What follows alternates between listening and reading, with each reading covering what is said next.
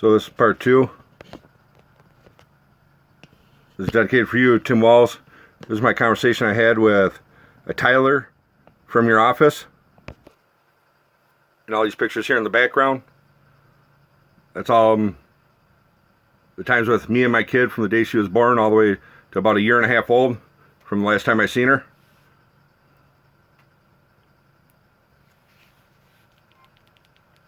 Hello.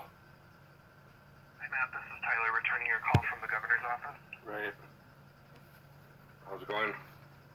Good, how are you? Good as it gets, I guess. Yeah.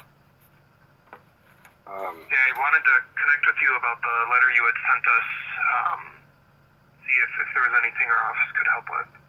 Okay.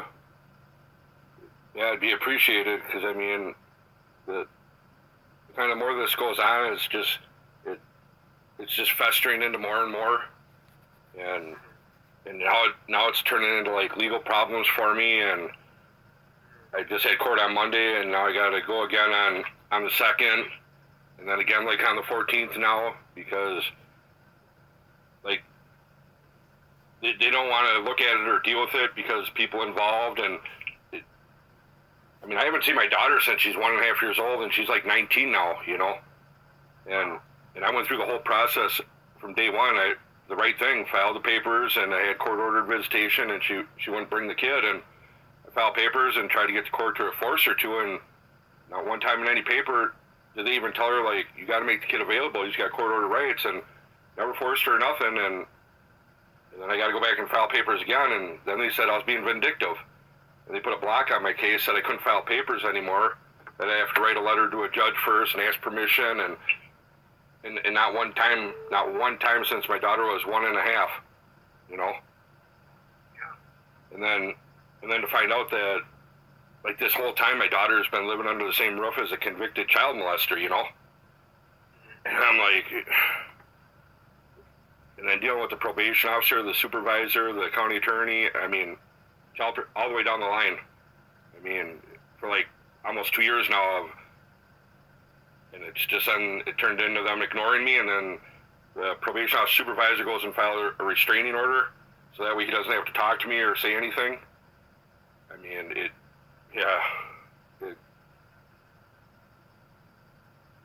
sounds really upsetting. I know it's got a lot to do with the people that are involved with it, and how he got such a light. I mean, he didn't even go to prison or nothing for his charges. He got 365 days in jail with work release, and the judge she came in, she sentenced him, took his plea, and closed the case all in the same day. But I mean, he's still on probation. He had 25 years probation, and the judge that sentenced him was Mary J. Threeson, which used to be the assistant general attorney, and right after her it was Joel WATNE, and Joel WATNE and Jeff WATNE. And Jeff WATNE's the convicted, you know, child molester. I mean, it's hard because, you know, I just wanted to see my kid, you know. Sure. And No, I think you mentioned your daughter is almost 19, you said? oh, she's 19 now. Yeah. Oh, she's 19 now, okay. So I'm assuming there's not any current open child protection case or anything with the county?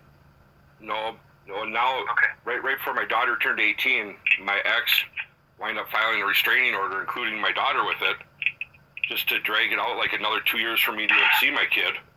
Like, in 18 years of going through all this, the only thing that I did wrong, I had an OFP violation like 15 years ago, and that was in the courtroom telling my ex, you know, at least tell my kid Merry Christmas, as they're bringing me to jail for being behind on child support.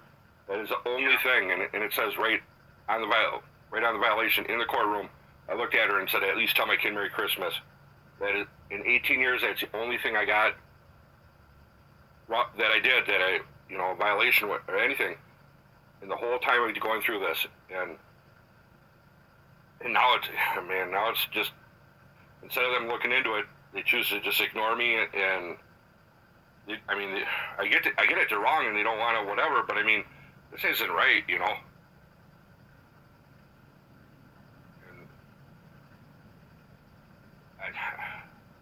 I don't know what else to do. I mean, I certainly understand your anger, and I can't imagine how heartbreaking that experience has been over such a long time. yeah, I mean, the more it goes on, I mean, it's harder for me than, you know, like this long of not seeing my kid and everything. Like then I had to deal with like my ex going into my medical records while she worked at the hospital there in St. Paul at Regions. 3 different times wound up going to my medical records, copied them off, and I couldn't even do nothing. I went and tried filing charges at the St. Paul Police Department. I kept pushing the issue, and they won't do nothing about it. Straight letter from Health Partners, straight from them, and I got a copy of all the records she copied off. I mean, it was just plain as day, like a letter straight from them, showing them that what she did. Sure. And they wouldn't even do anything. I couldn't even believe that. Yeah. I don't even know. I mean, I hear how upsetting this has been, and how you're wanting to see some accountability. Our office is not able to intervene in any individual legal cases or matters, but I know you had spoken about some concerns with the judge, so I could provide you with the contact information for the board on judicial standards, where you would be able to file a complaint. I've done that. I mean, You've done that already? I've done like just about everything you can think of, and like I say, no one wants to do nothing or really.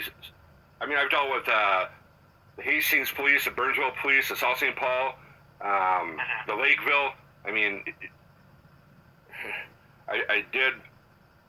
I mean, everything I could possibly think of, and now it's like they just choose to ignore me, and I can't do nothing. And all the way up the line, their supervisor. I mean, I got a copy of his paperwork. I got a copy of his court orders. He wasn't even supposed to be around kids, and the judge still ordered no contact, period.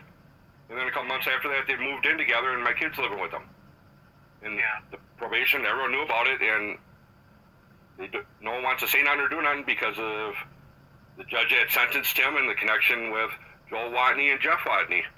You know, I mean, I don't want this to get any more out of hand, and I don't want to have any more problems for myself. But as a parent, I mean, I'm not going to let that go. You know what I mean? And I told her from day one, like I documented all my conversations with them all the way down the line.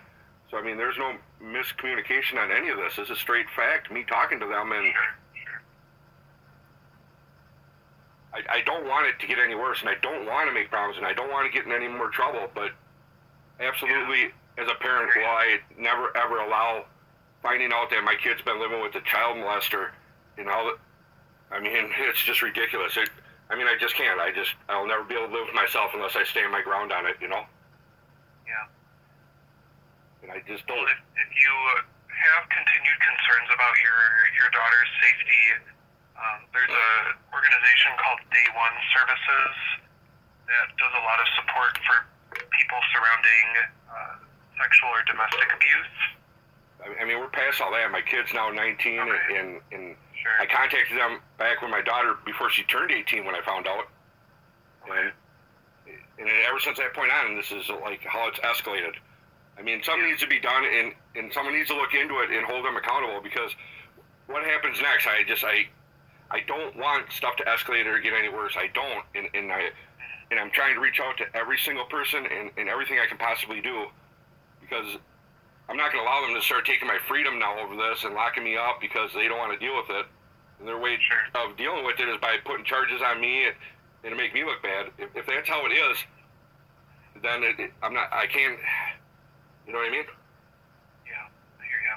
I did everything right. Sorry that we're not able to provide more direct support. There's a couple like legal information and other legal resource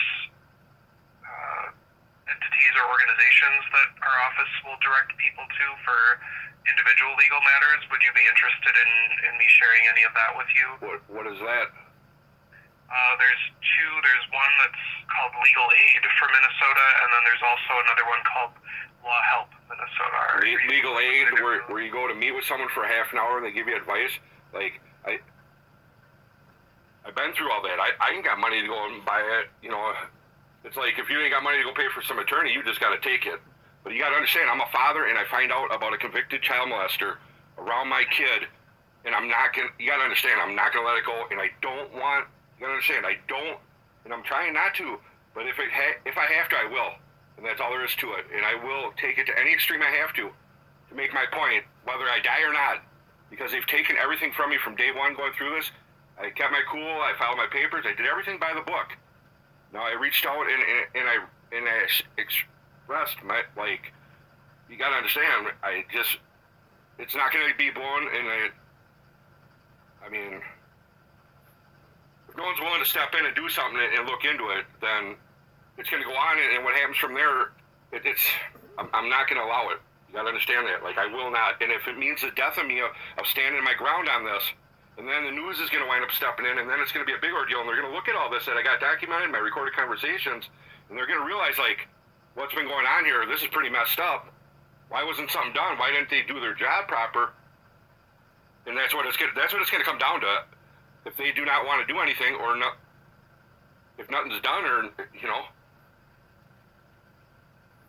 I absolutely understand the seriousness for you. I can't imagine having my child grow up in that setting, how I would feel about it. This is where it's at.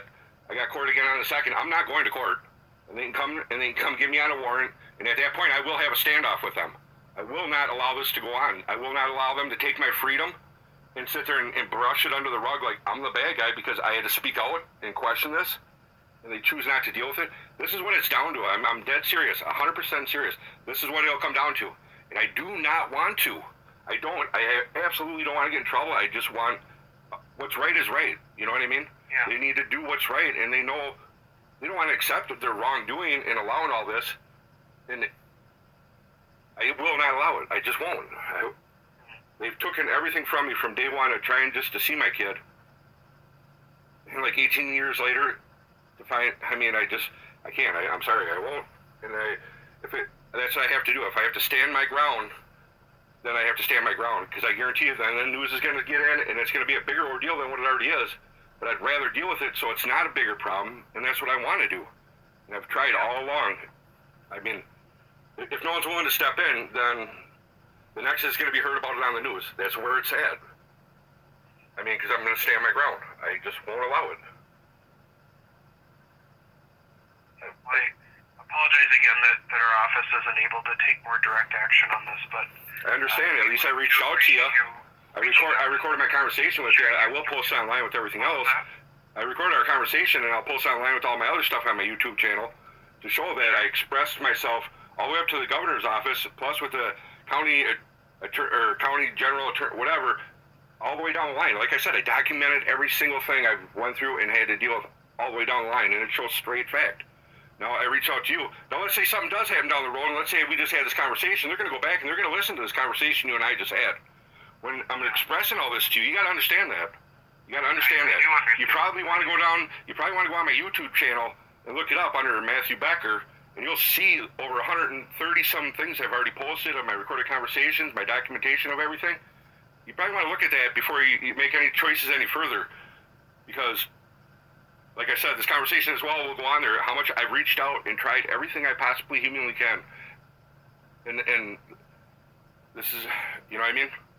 Maybe you want to look at that or pass it up the ladder and have someone else start looking into it, because I'm serious. That's where it's at. Before you make any decision or say anything more, I suggest you probably want to do that and have someone look into it and look at the stuff, because you gotta understand, I cannot allow something like that to go on and think that this is society and this is our government and this is how stuff's done. I posted all my paperwork, everything straight facts. If not, it's a straight fact of me talking to them and recorded the conversation. So there's no misunderstanding, there's no misleading, there's no he said, she said. It's all straight fact.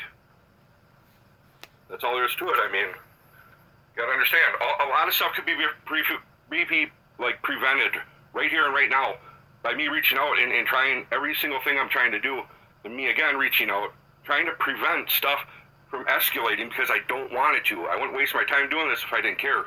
I do care. I care about myself. I care about my kid. I care about my family. I do. Yeah. And what else am I supposed to do when this is a county, a government, and this is, if this is how it goes, then, like I said, it'll just be on the news. I mean, there is absolutely, I can't let it go, and I know they're in the wrong. I got all the guys' court records, they're all court orders, it's straight facts. And my recorded conversation with everyone all the way down the line. Probation supervisor, the county attorney, the child protection workers, their supervisor, every single one of them all the way down the line. Straight recorded conversation, and I posted online. And the court record, when I went to court, you know, I don't know how I got it, but a copy of the whole court session, and I posted that online from last time I went to court over some of it. I mean, so it's all straight facts, and I don't want things to get, I don't, you gotta understand, I don't. And I'm reaching out and I'm doing everything I can, but I cannot allow it to be treated like this and allow a system that's wrong and then just tell me to, too bad we're not gonna do nothing when it's straight fact. Yeah, well, like I said, I'm sorry that, you know, we're not a law enforcement entity and we are not able to intervene in any individual legal matters, but I'm happy to provide you with those free other legal resources that might have more information or other recommendations for you. You gotta understand, I went through all that. I went through all that stuff, I'm telling you. I understand. But I'm glad I just was able to speak out with you, and now I know the governor's office is now well aware of the situation in our conversation, so I mean, yeah, you know, that'll come out too. So I mean, I'm telling you, like, it'll hit the point of the news. Bottom line, like, there's no question about it, because I will. I understand, and that is something that you're able to do. So I appreciate you expressing that, and we do appreciate hearing your story. I'm sorry that there's not more we're able to do to address your concerns. All right, I appreciate your time. Yeah, thanks for reaching out. Bye.